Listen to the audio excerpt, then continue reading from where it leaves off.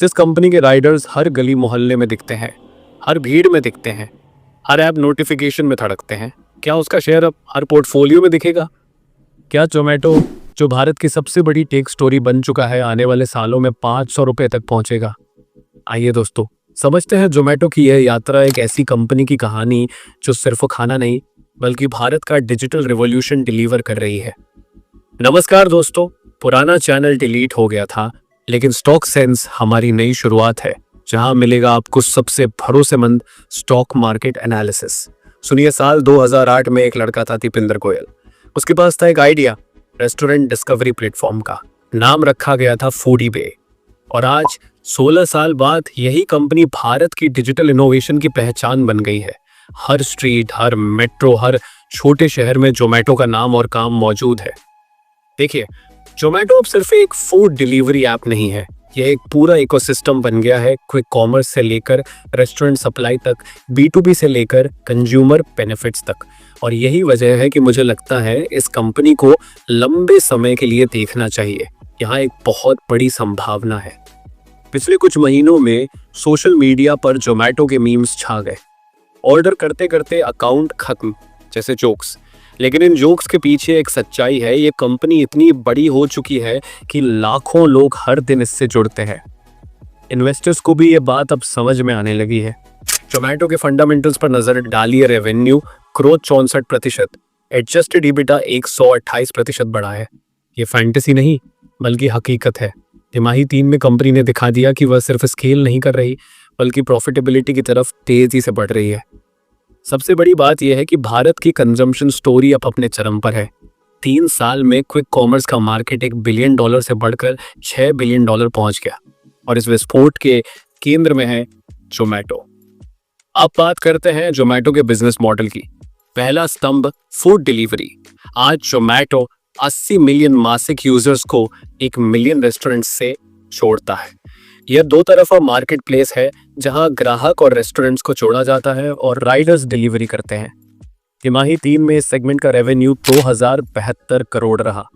Growth 16% रही, क्योंकि company अब प्रॉफिटेबिलिटी पर जोर दे रही है, न कि केवल एक्सपेंशन पर। दूसरा स्तंभ, ब्लिंकिट, क्विक कॉमर्स की क्रांति। 10 मिनट में घर घर सामान पहुंचा रही है। ब्लिंकिट ने तिमाही 3 में 1399 करोड़ का रेवेन्यू किया और साल दर साल ग्रोथ रही 117%। इसका GOV अब 9421 करोड़ तक पहुंच गया है। आज ब्लिंकिट जोमेटो के फूड डिलीवरी बिजनेस के बराबर खड़ी है और क्विक कॉमर्स में इसका मार्केट शेयर 45% है। यह है मार्केट लीडरशिप। तीसरा स्तंभ, हाइपरप्योर। यह B2B बिजनेस है जो रेस्टोरेंट्स को फार्म से सप्लाई करता है। तिमाही 3 में रेवेन्यू था 1671 करोड़, 13.4% की ग्रोथ। रेस्टोरेंट सप्लाई वाला कोर बिजनेस 42% साल दर साल बढ़ा है। ये टिकाऊ विकास है।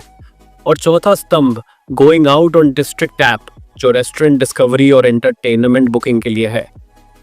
इन चारों स्तंभों को देखकर साफ है कि जोमेटो ने एक पूरा इकोसिस्टम बना लिया है। यह अब सिर्फ एक डिलीवरी कंपनी नहीं बल्कि एक लाइफस्टाइल प्लेटफॉर्म है, जो भारत के नए कंज्यूमर को फूड, ग्रोसरी और एंटरटेनमेंट सब कुछ एक जगह दे रहा है।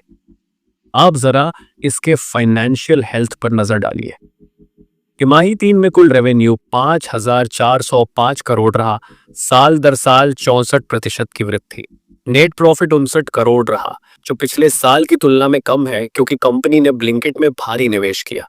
यह शॉर्ट टर्म में नुकसान दिखता है, लेकिन लॉन्ग टर्म में स्ट्रैटेजिक इन्वेस्टमेंट है। एडजस्टेड EBITDA में 128% का उछाल आया, 185 करोड़ से बढ़कर 285 करोड़ तक। इसका मतलब है कि कंपनी की ऑपरेटिंग एफिशिएंसी बहुत बेहतर हो रही है। सबसे अहम, कैश फ्लो पॉजिटिव है, क्योंकि फूड डिलीवरी का कोर बिजनेस अब 40 से ज्यादा प्रतिशत ऑपरेटिंग मार्जिन दे रहा है। पैसे बन रहे हैं और उन्हें नए सेगमेंट में लगाया जा रहा है। यही परिपक्वता है। तो जब हम इन सब को देखते हैं, revenue growth, EBITDA growth, margin improvement, cash generation, तो साफ दिखता है कि जोमेटो अब ग्रोथ से आगे बढ़कर ग्रोथ प्लस प्रॉफिटेबिलिटी के चरण में प्रवेश कर चुका है। अब जरा भविष्य की ओर देखें। क्विक कॉमर्स रेवोल्यूशन अभी शुरू हुआ है। भारत में ई ग्रोसरी की पैठ अब भी केवल 2% है, जबकि अमेरिका में 8 से 10 और चीन में 20 से 30% है। इसका मतलब है कि संभावनाएं विशाल है। ब्लिंकिट के पास 500 शहरों तक पहुंचने की क्षमता है। फूड डिलीवरी में अब लगभग दो ही बड़े खिलाड़ी बचे हैं, जोमैटो और स्विगी, यानी डुओपोली। इसका अर्थ है प्राइसिंग पावर।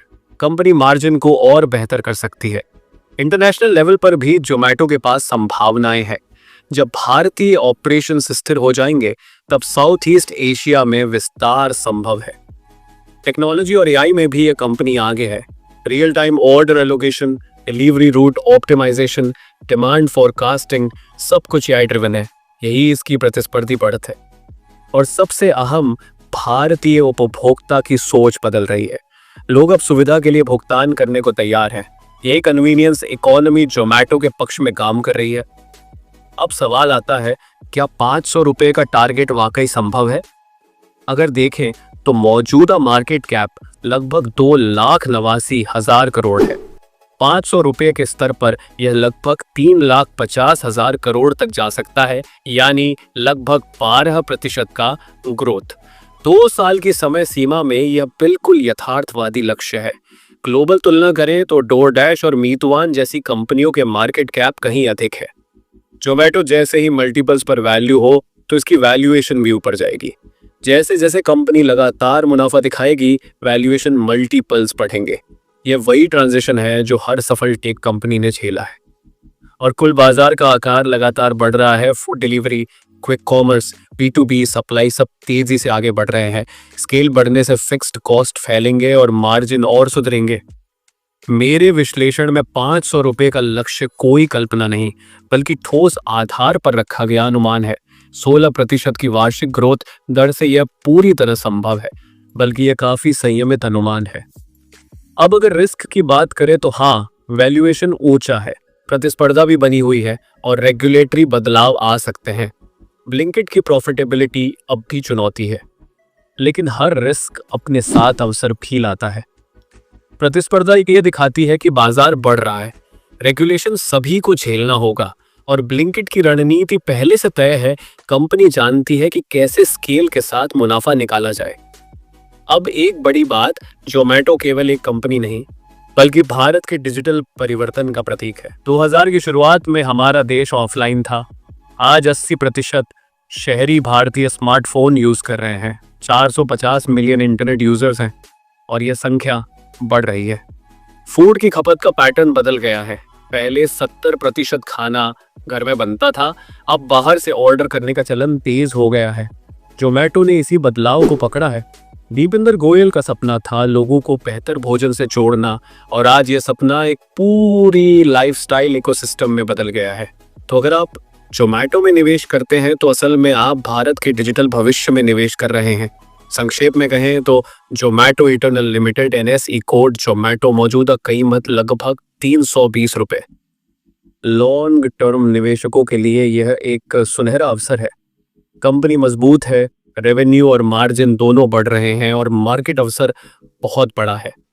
मेरे अनुसार 500 रुपए का लक्ष्य अगले 2 से 3 वर्षों में पूरी तरह हासिल किया जा सकता है, यदि कंपनी अपनी वर्तमान गति बनाए रखे। यह कोई फाइनेंशियल एडवाइस नहीं है, बस मेरा विश्लेषण है। अपना निवेश निर्णय हमेशा अपने रिस्क प्रोफाइल के अनुसार लें।